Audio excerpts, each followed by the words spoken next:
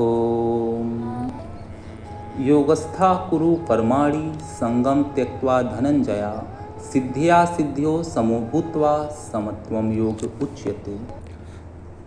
सुप्रभात, मैं शिवम गंगवार डाइट फरीदपुर का प्रशिक्षु आज आपके समक्ष शारीरिक शिक्षा के प्रोजेक्ट को लेकर उपस्थित हूँ। इस वीडियो में हम खड़े होकर किए जाने वाले 2 योगासन एवं उनसे होने वाले लाभों पर चर्चा करेंगे। मित्रों, कहा जाता है सफलता केवल 3 चीज़ों में मापी जाती है, धन, प्रसिद्धि एवं मन की शांति।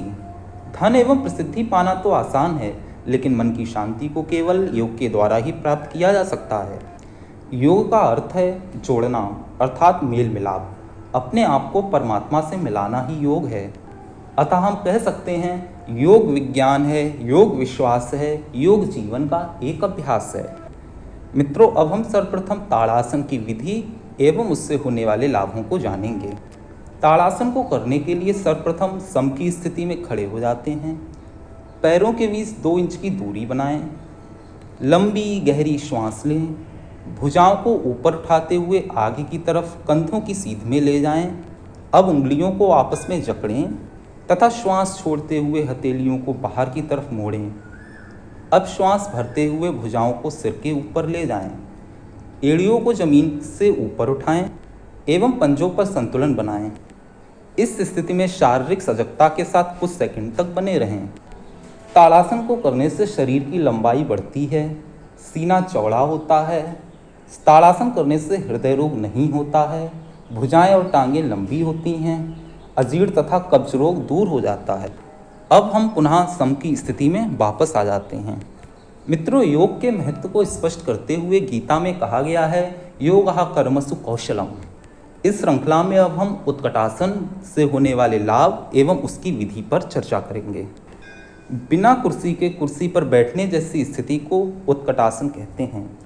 उत्कटासन करने के लिए सर्वप्रथम सम की स्थिति में खड़े हो जाते हैं। अब दोनों हाथों को बाजू में खोलते हुए धीरे धीरे सिर के ऊपर मिलाते हैं। फिर घुटनों को मोड़ते हुए कुर्सी पर बैठने जैसी स्थिति में आ जाते हैं और अपना श्वास को निकालकर बाह्य कुंभक करते हैं। यह आसन की पूर्ण स्थिति है। मित्रों, इस आसन के करने से पैरों की शक्ति बढ़ती है, पेट का मोटापा कम होता है, मेरुदंड मजबूत बनता है, भूख बढ़ती है, कमर का दर्द, गठिया आदि रोगों में आराम मिलता है। अब हम पुनः सम की स्थिति में आ जाते हैं। मित्रों, जिस प्रकार कल्प वृक्ष से सभी इच्छित वस्तुओं की प्राप्ति होती है, उसी प्रकार योगासन के करने से हमें स्वस्थ जीवन शैली की प्राप्ति होती है। मित्रों, अब हम वीडियो का दूसरा भाग आरंभ करते हैं, जिसमें बैठकर किए जाने वाले 2 योगासन एवं उनसे होने वाले लाभों पर चर्चा करेंगे। योग व्यक्ति के शरीर, मन, भावना एवं ऊर्जा के स्तर पर रहकर कार्य करता है।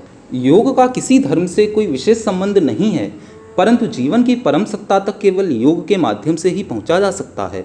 जिन्हें हम धर्म कहते हैं वे विश्वासों के साथ हैं, और योग विश्वासों का नहीं अपितु जीवन सत्य की दिशा में किए गए वैज्ञानिक प्रयोगों की प्रणाली है।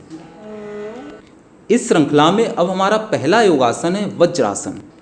वज्रासन करने के लिए सर्वप्रथम समतल स्थिति में बैठ जाते हैं। अब दाहिने पैर को मोड़ते हुए दाएं नितंब के नीचे रखते हैं। इसी प्रकार बाएं पैर को मोड़ते हुए बाएं नितंब के नीचे रखते हैं। दोनों पैरों के अंगूठे मिले हुए, एड़ियां खुली हुई, गर्दन, मेरुदंड व कमर की हड्डी सीधी रहे, दोनों हाथ घुटनों पर रहें। अब धीरे धीरे श्वास लेते हैं। यह आसन की पूर्ण स्थिति है। इस आसन को करने से पाचन शक्ति बढ़ती है, बदहजमी दूर होती है, टांगों की थकावट दूर होती है, बात रोग दूर होता है, कमर तथा घुटनों का दर्द दूर होता है। मित्रों, यही एकमात्र ऐसा आसन है जो भोजन करने के पश्चात भी किया जा सकता है। मित्रों, योग हमको न केवल निरोग, स्वस्थ और सक्रिय रखता है, बल्कि हमारे अंदर खुशियाँ व प्रसन्नता भर देने की सामर्थ्य भी रखता है। आज संपूर्ण विश्व योग को अपना रहा है, जिसका उदाहरण है 21 जून को मनाया जाने वाला विश्व योग दिवस। इस श्रृंखला में हमारा दूसरा आसन है पर्वतासन। पर्वतासन को करने के लिए सर्वप्रथम पद्मासन में बैठ जाते हैं।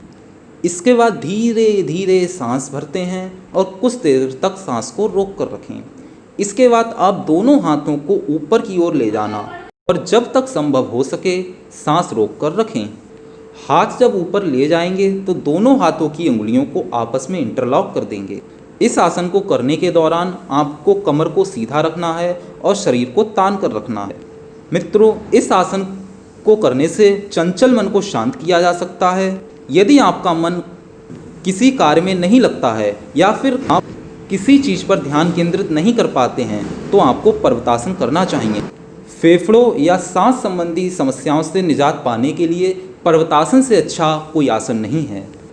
किसी कवि ने कहा है, पहला सुख निरोगी काया।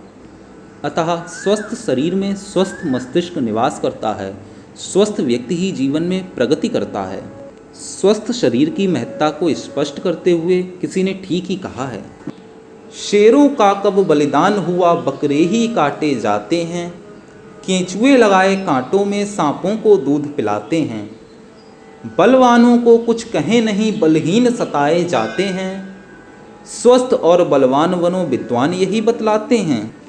मित्रों, व्यक्ति यदि स्वस्थ है तो वह हर सुख का आनंद ले सकता है और यदि अस्वस्थ है तो दुनिया का कोई सुख से अच्छा नहीं लगता। अतः हम सभी को स्वस्थ रहना है और स्वस्थ रहने के लिए अपनी दैनिक दिनचर्या में कम से कम 30 मिनट योगा को अवश्य देने हैं। इन्हीं शब्दों के साथ धन्यवाद।